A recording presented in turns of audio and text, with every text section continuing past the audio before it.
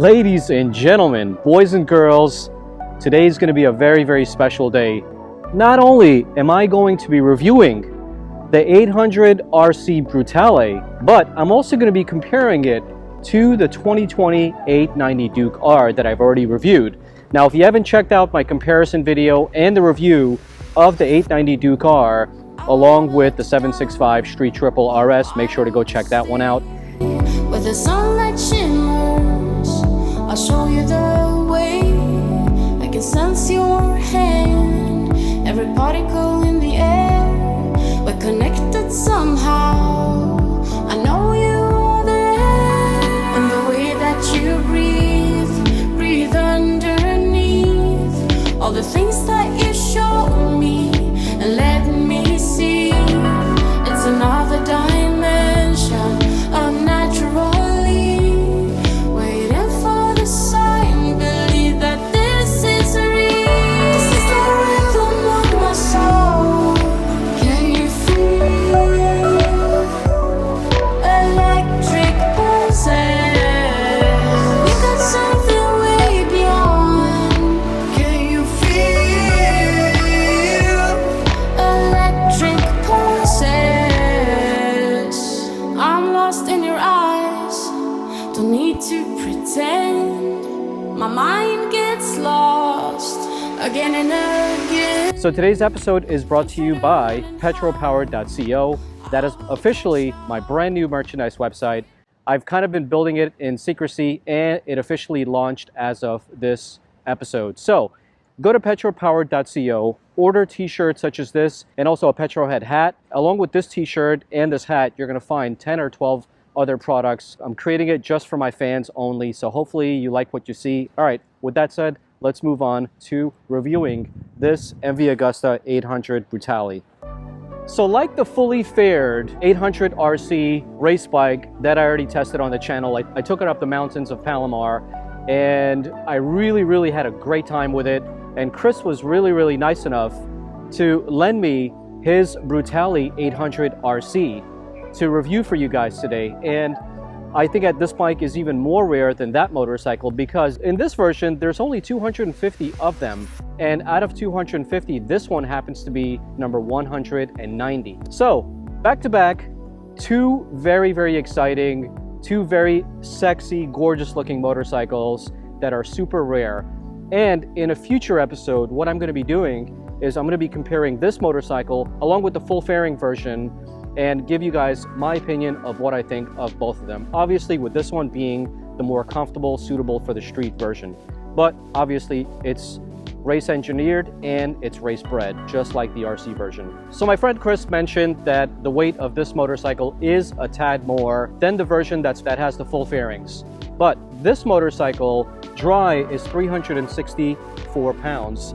And the seat height in this is a little over 32 inches. Now, unlike the other version that I tested out for you guys, the electronics on this as well as the dash have been improved a little bit, and this is version 2.0. In the version 2.0, MV Agusta calls it the MVICS, which stands for Motor and Vehicle Control System. So it is the version 2.0, and it is the upgraded version with upgraded electronics into this unit. It has 8-way traction control. It's got 4 riding modes: normal, sport, rain, and custom, which you can customize the riding mode depending on the track or the condition that you're in. The system is also configured to be a ride-by-wire technology with an up and down EAS 2.0 quick shifter, unlike the other version, which has quick up and down along with a slipper clutch. So off the bat, for 2020, the Dragster gets upgraded, which is amazing in itself because the Dragster, as we already know, with its 3-cylinder engine is awesome as it is. So speaking of 3-cylinder engine, the engine on this is a 798cc 3-cylinder and it outputs 140 horsepower with 64 foot-pounds of torque. This particular model with the SE Project probably produces a little bit more torque, so we'd have to put it on the dyno to really find out, but there's really no numbers on the internet that I could find. As far as the suspension on this is concerned, it's pretty much similar to the fully faired racing version. In the front, we have a Marzocchi upside-down telescopic fork, and in the rear, we have a Sachs adjustable monoshock, which has adjustability for the dampening, and it has adjustability for all the different measures, of course. Tires in the front are 120, tires in the rear are 180. And of course, the brakes in the front, just like the other version, are 4-piston Brembo calipers. These are the radial type monoblocks. And for the rear, you have a 2-piston Brembo with a single disc. Aside from that, this is called an RC, and RC stands for Reparto Corsa. And as you can see, it says number 37. The number 37 is a homologation number that they used to win all their world titles. So they put it in their MV Agusta line of motorcycles that are race bred. So that's why we have this number here. And I'm super excited to ride this bike, and I think that's the next thing that we need to do. All right, ladies and gentlemen, now it's time for us to roll. Oh man. Turning this bike on, you're immediately greeted with the brand new version 2 of the LCD screen. It's still not in color, and I think for a 2020 model, it should definitely be color by now.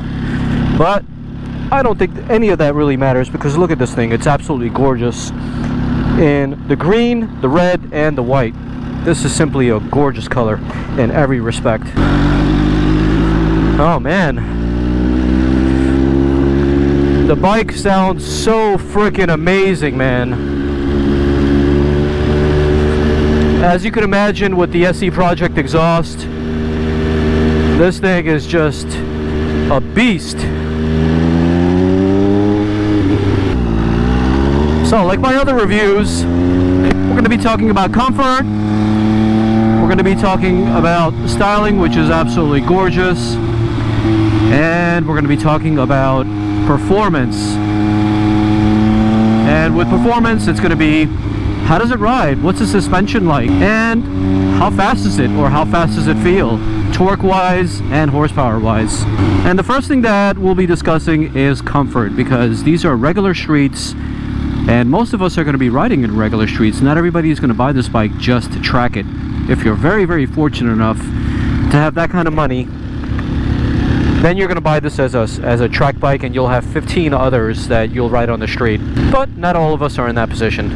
Similar to that S1000RR with the Akrapovic bike that I rode, Akrapovic, I don't know. You guys can call it whatever you like.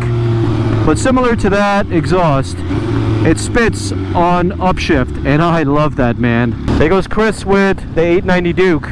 So make sure you guys stick around for that comparison video. While you're at it, like this video and subscribe to the channel. So as far as comfort is concerned on regular streets, I would say this bike is a little bit on the stiff side, but that's only because the suspension has not been dialed down. Now, if you're not the type that tinkers with suspension, you can always take it to someone to mess with it for you, like I have with my bikes. But for the most part, the seat is very, very soft. Like the 890 Duke R, you're sitting in a supermoto position.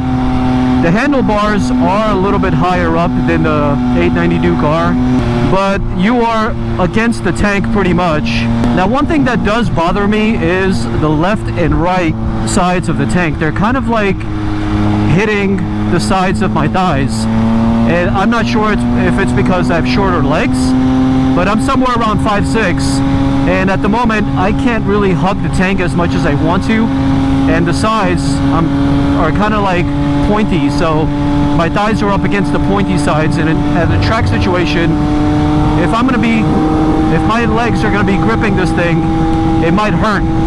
But on the track, you're actually going to be moving your legs higher up the tank anyways whenever you're cornering, so it may or may not be an issue. Aside from that, the bike is pretty ergonomic in its positioning. The handlebars are pretty comfortable. You can bring them a little bit closer to you if you wanted to.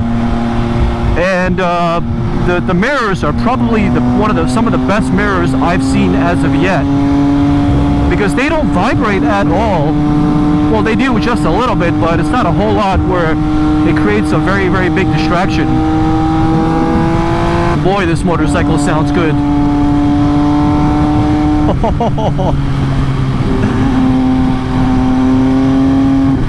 Right now I'm in 6th gear, and all I hear is this bike and nothing else.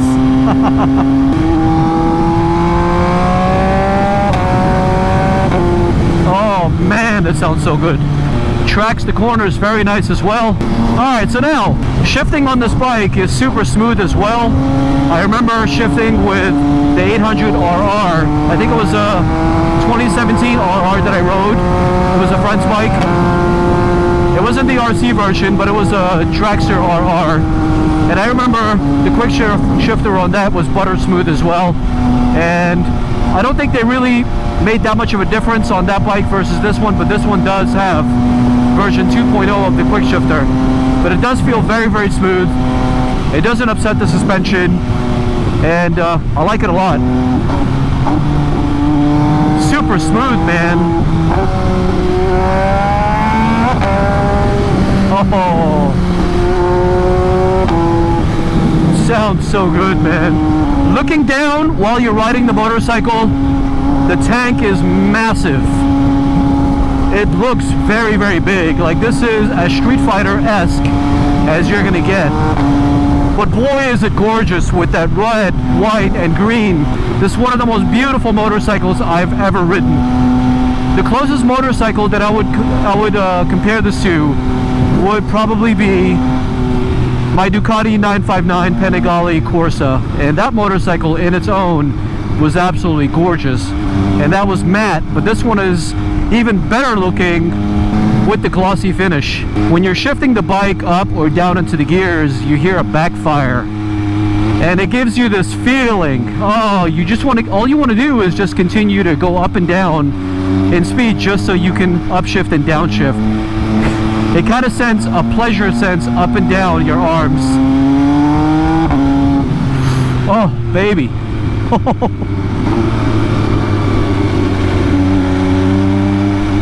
This bike has a serious amount of torque. Right now, I'm very low in the RPM range, 4,000 RPM.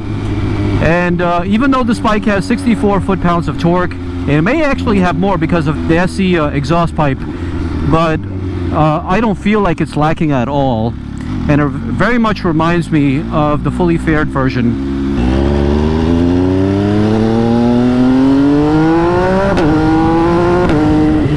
Oh my god.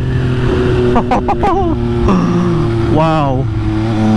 Now, considering this is a triple engine, I would expect to hear like a supercharger sound that I do whenever I ride my Street Triple RS.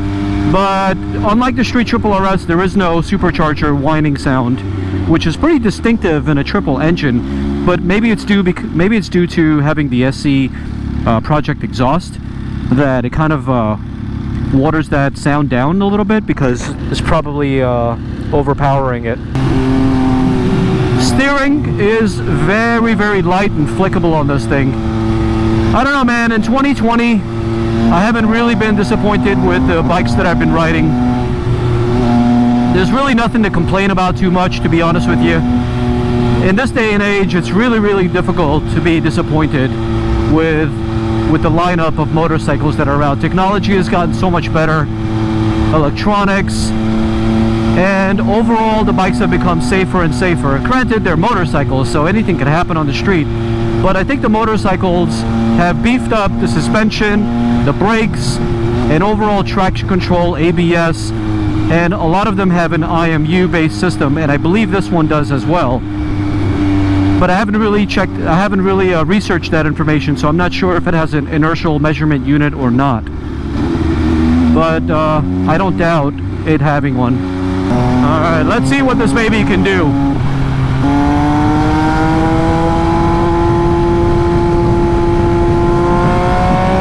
Oh, baby! Listen to that sound.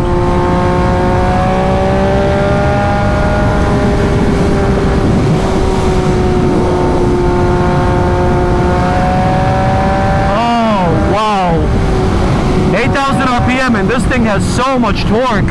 Unbelievable. The bike feels planted. I don't feel as if the front end is going to get away on me. I feel like this thing is on rails.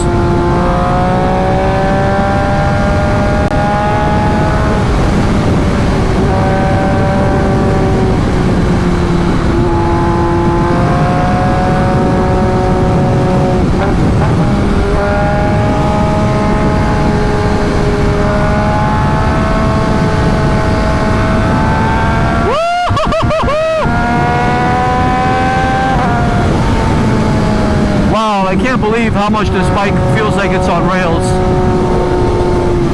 Unbelievable.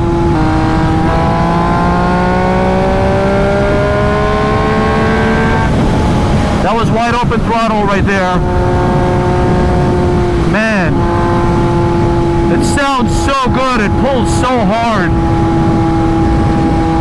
It's so exciting. This is such an exciting motorcycle. And it's worth every frickin' penny. I wish I had money. I would buy this bike.